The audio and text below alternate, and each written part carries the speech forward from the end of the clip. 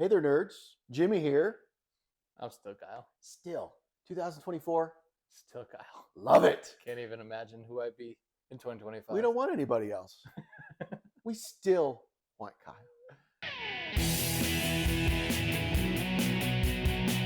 What are we talking about today, Jimmy? Marvel. Again, what? Well, it's weird when this company has one property. Mm-hmm. No, wait, that's something else. Yes, they have a ton of properties, and we have a lot of updates and a lot of rumors and a lot of speculations, and then some hard facts. Yes. Where do you want to start? I think we should start with detailing the Jonathan Majors situation and how we feel like we could potentially move forward from there now that we have a definitive decision and we have a definitive answer from Disney that they're choosing not to move forward with Jonathan Majors and how that affects the grand scheme of their plan to move forward. And as a side note, we have zero comment on the legal proceedings. We're simply talking about how Disney Marvel's moving forward. That's it. That's it. Right. No. Yeah. So what are your thoughts? So two things that I think are the most common threads that people are playing on right now is just replace him, right? Keep Kang, keep moving forward, maybe introduce an older Kang, which they have a potential actor for, correct? Coleman Domingo is the name that's been floating around. I've also seen, and I think this is just fan theory, John Boyega. Okay. I can't fathom he'd be like, yes, sign me up for another huge franchise that Disney also owns. Just my opinion. But yes. So as we move into a older Kang, or if they do that, then it's like basically the one that figured out everything, the one that got everything, becomes the most powerful, eradicates every other Jonathan Majors variant, and then they can continue with that story and at least have an all-powerful Kang. Whether they choose to use him right now or in a later story, then that's up in the air. You know what I mean? And I can't remember if it was rumor or this was official. Sorry, old and a lot of things going on. I believe they've already said they are changing the name of the Kang Dynasty movie. Avengers 5 is just being reported as Avengers 5. But I agree with you. I think it would be a complete waste to ditch this character that they've built up so large in the whole MCU and just say, well, that went away. Versus Disney Marvel has replaced actors in these characters before. I don't think it's going to be a huge problem. I think, sure, people are going to point it out and make it a big deal. But if they tell a great story, I don't think anybody's going to care. Right. And I think as long as you have the benefit of variance, right? And that's the kicker to the situation. Huge. Is before when you replaced when Don Cheadle came in, like there was no multiverse built. You know what I mean? There was no that was just jarring, right? So with this aspect, you can build a story around it, and you can also just play into a different character too. Like you could tell that same story with Doctor Doom. And I think a lot of people are like fantasizing about that, but I think it's a little too early to introduce that man into the whole aspect, especially because we spent so much time building up Kang, and we spent time with Victor Timely. Loki's been great, you know what I mean? So it's like there is clearly a want for this character to do well because of how much time and effort has gone into building up the story. Now, to just ditch it due to some legal things, I think is kind of unfair to the character. I completely, and the fan base. But what's also nice is Disney, whether by accident or on purpose, they have one Marvel movie this year coming out, but they have several TV shows in the works, namely one that just came out, that are all street level. And we've talked about before where Kingpin can sort of be this holdover and push back the Kang storylines. So there's less memory of what we just had versus like when you said, we had Iron Man, and then almost immediately we had Iron Man 2, and it was like, whoa, Rhodey's different. What happened? What happened? And you know, we're not into the contract stuff and all the things going on. So it was just, to us, it was like, Rhodey's different. What happened? Where did he go? And unfortunately, Iron Man 2 wasn't as good. So it was compounded by, well, maybe it was Rhodey being different, which it wasn't. No.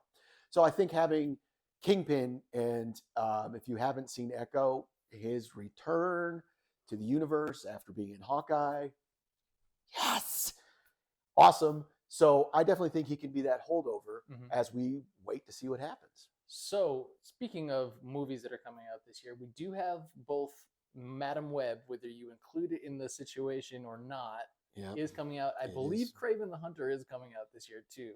Yeah, Sony. So these Sony properties are coming out, whether you like it or not. But yes, Deadpool 3 is coming out this year.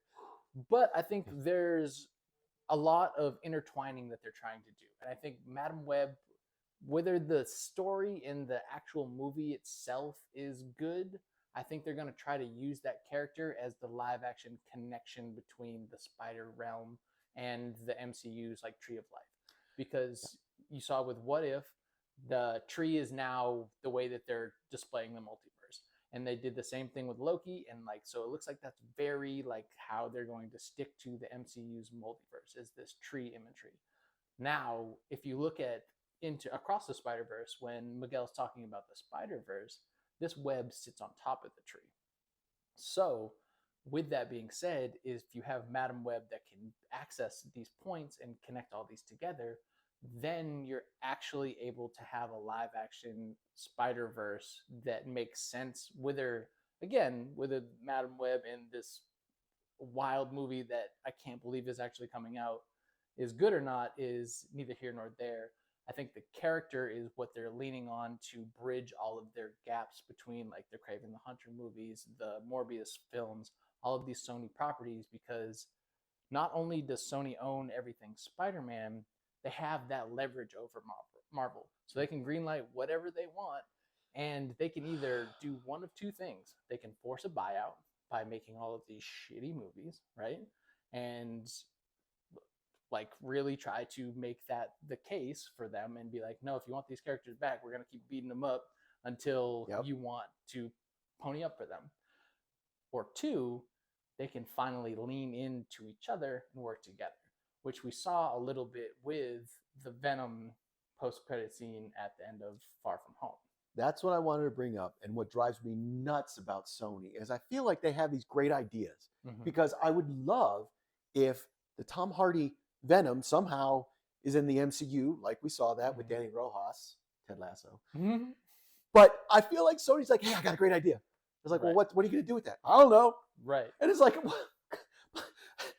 don't leave me hanging. This was cool. Right. And then we get something like Madam Web where the director was talking, and I'm sorry, I don't remember who's directing it. It was like, oh yeah, originally we wanted Andrew Garfield to be the Spider-Man that was involved in it. But then we realized the timelines didn't line up. So then we were Tom Holland. And then we realized that wasn't going to happen. So now it's a standalone movie. I'm like, what the hell are you talking about? Right. How are you going to have a Madam Web story, which honestly could have been the perfect setup for Secret Wars. Because it has been in the past many times. And especially in the 90s cartoon, right? Yes. Yeah. Madam Web was that defining factor of being like, this is Secret Wars. You know what I mean? So it's like, if you could have done, you could have gave me that old lady in the little spider chair and I would have been okay. Well, that's what cracks me up. It's like, Sony, you have Andrew Garfield. It's already made. It's already there. Yeah. You have Tom Holland. It's already made. It's already there. You have Madam Web. Not made. Right. How does these two timelines not line up with your timeline that's not even made? Right. I can't fathom what the hell Sony's doing. And then we do have Craven, but another Venom is coming out. Yeah. And I'm like, yeah, so Craven arguably actually looks a lot better than a lot of these Sony films.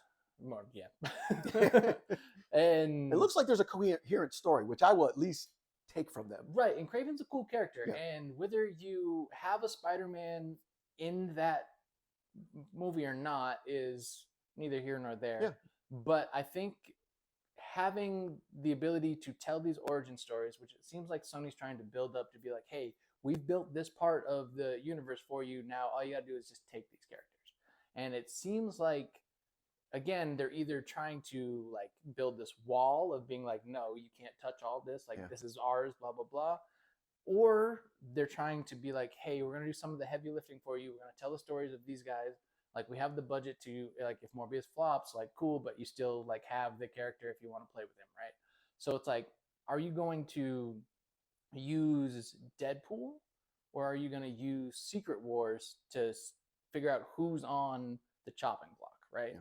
And with with now that the new Captain Marvel has gone to digital and we see a beautiful version of our X-Men friend, I think there's a lot more going on than we realize, because you've got X-Men popping in and out, and then you get to pick which versions of which characters you get to keep.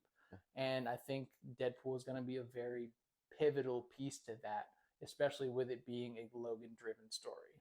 So you get to, it could just be what Deadpool kills the MCU, and that could be Deadpool 3. Yeah, that very much could be. And that we talked about that. And that's honestly, ironically, a template is 20th Century Fox and how they were screwing up Fantastic Four and Daredevil until it went on to Netflix. That Marvel just finally went, right, we're going to buy you. Now, there was a little man named George Lucas who helped that when he sold Star Wars, and then they wanted all the Star Wars franchise as well. I don't think Disney has the cachet, the money right now to do that. So I think it will have to be a partnership, which makes me nervous because, come on, Sony. Come on. You've made 2 fantastic animations and then a lot of either okay or crap live action. Yeah, it doesn't really make sense, right? When you have their hand in some of the mainstream, like Spider-Man, like trilogy, like that trilogy, like with Tom Holland, is probably the best Spider-Man trilogy that's ever gone down, period. And it's, unless Beyond the Spider-Verse goes crazy, but either way, you know how to do the characters. Now, just stop telling Spider-Man stories without Spider-Man. I think that's the biggest thing, right? Whoever wrote your video game, tell them, hey, you want to write a movie? Yeah. And bring them over to that side. Get Insomniac to tell an awesome Venom story. Get them, like, because having Venom too is like, you can lean into that. Yes, we have Carnage. Yes, we have Venom, but like, there's so much more to it. You can tell an anti-Venom story. You can tell a like Venom world story, a symbiote like focus story, and have that be a big bad threat. Like that could easily replace Kang, easy. Like, but you are putting all of these pieces to like on the table, but no one's connecting them. And I think that's the weird part, is that you have the MCU clearly driving this direction, and Sony's like, hey, like trying to throw like something on the road for them to collect along the way.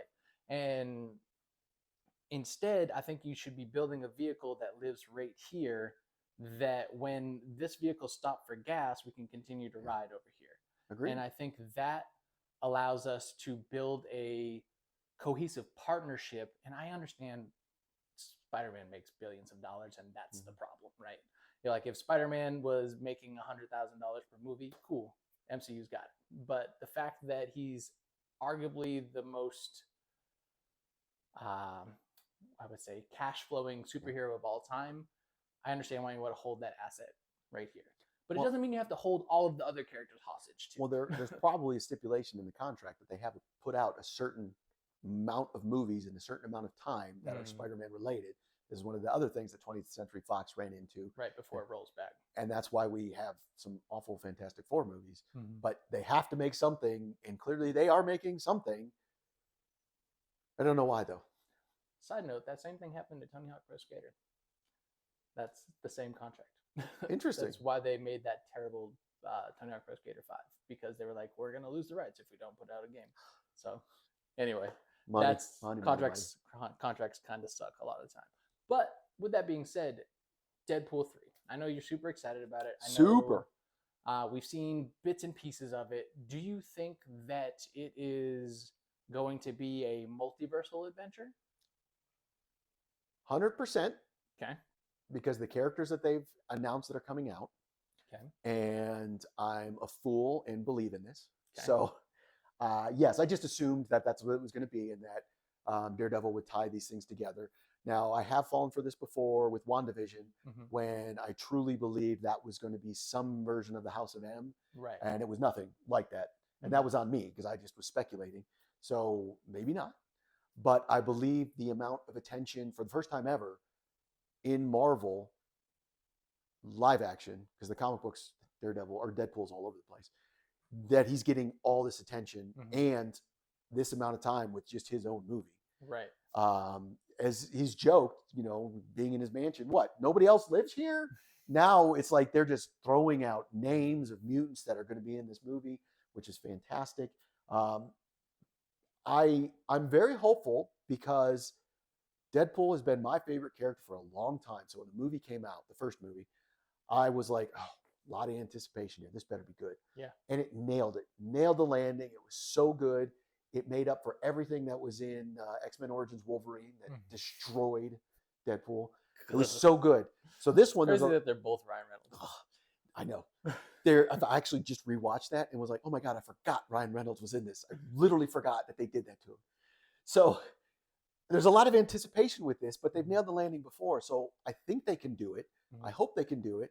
I think he, at this point, is the best conduit to bring the 20th Century Fox world, which isn't just mutants. It does include Daredevil, which is already assimilated, Punisher, but it also is the Fantastic Four, and the way they tell time travel, because they've been very different with MCU and the quantum realm, and Tony Stark making it clear that Back to the Future was a bold-faced lie, versus Deadpool, where he time traveled with Cable and he did make changes and whatever, and that was more of the Back to the Future style. So I think Deadpool is going to hopefully bring all this to the forefront and make it more in line with the MCU already has established. Do they let Hugh Jackman rest at the end of this film? That was the other interesting part. I've rewatched all the X-Men, and they really are the evolution of Wolverine, Logan, until you get to some of the later ones, and then he's not there at all until Logan. I think they have to. I think this is it, and I think this is maybe even hush hush. We'll see the new Wolverine.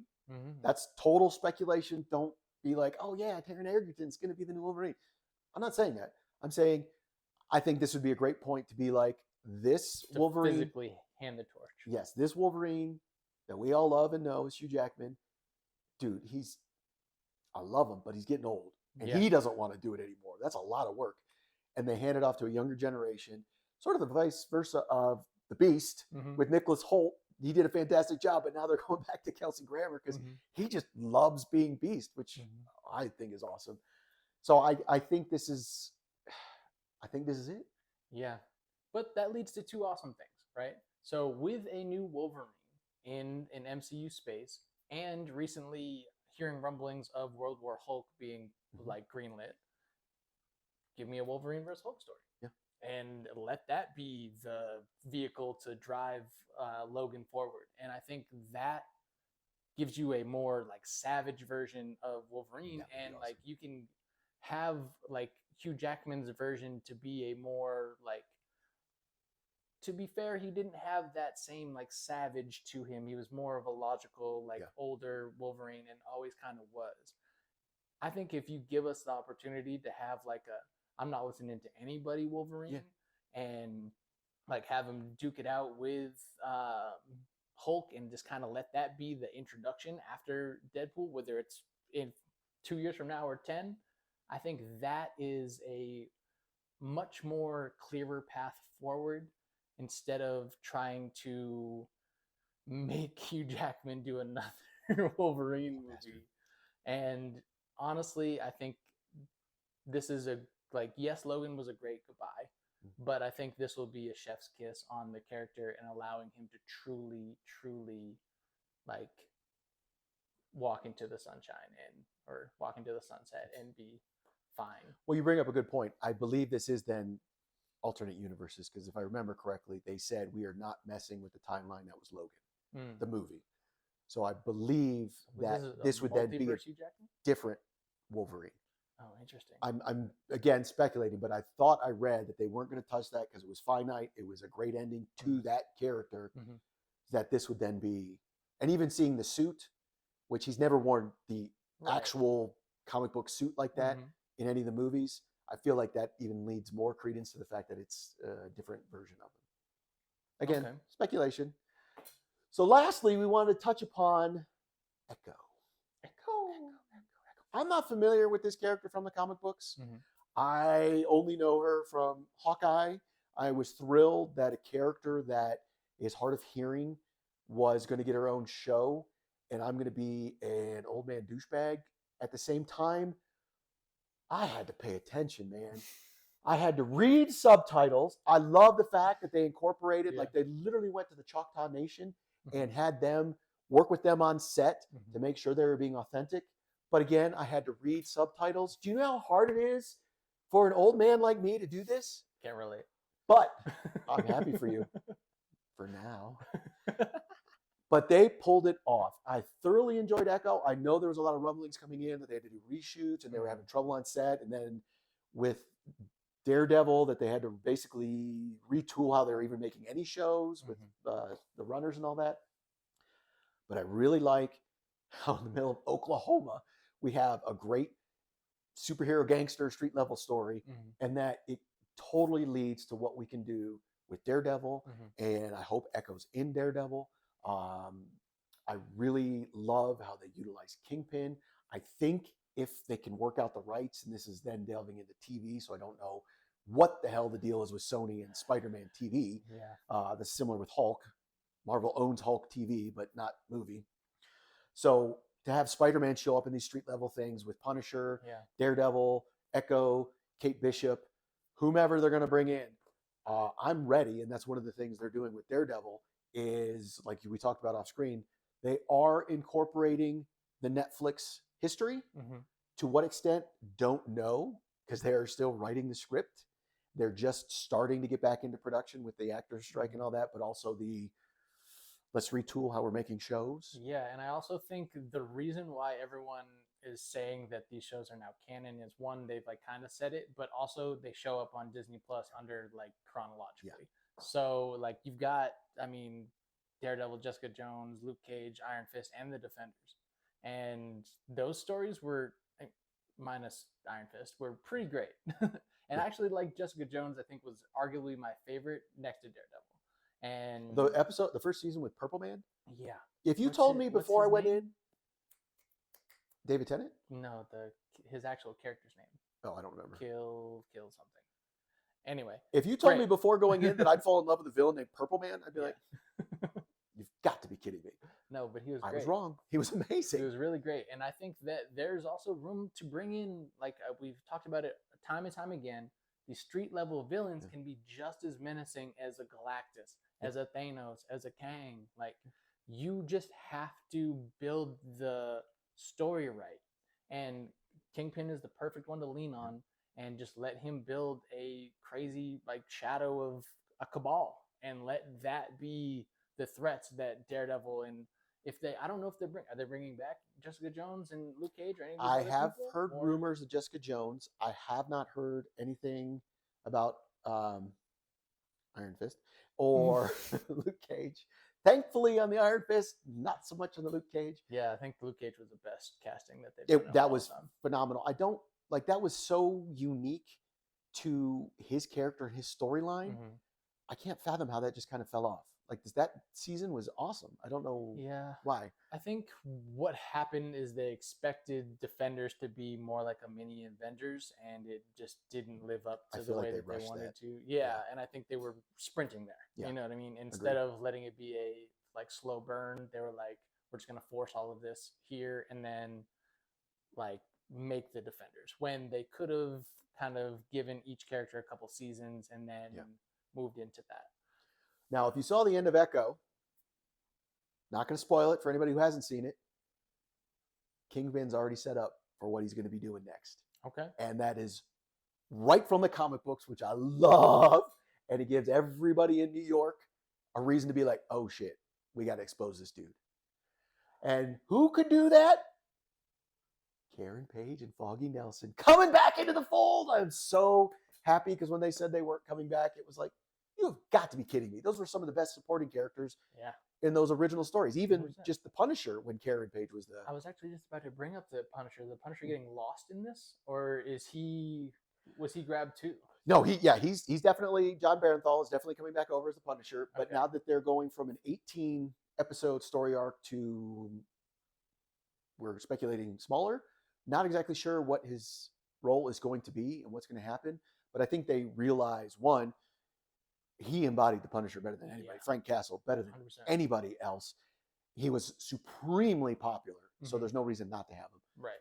So I definitely think he'll be in it. And it might, instead of now being 18 episodes, and yeah, it's called Daredevil, but it's really Daredevil, Punisher, Jessica Jones. It's Mhm. going to be maybe their normal 10-episode thing, and then Jessica Jones, Punisher get their own storylines. Like I kind don't of know. the team up kind of feel. It could But be. I think that's a formula that we need to play with a bit Yeah. more. And I've said it 1,000 times where it's like I don't need all of the Avengers.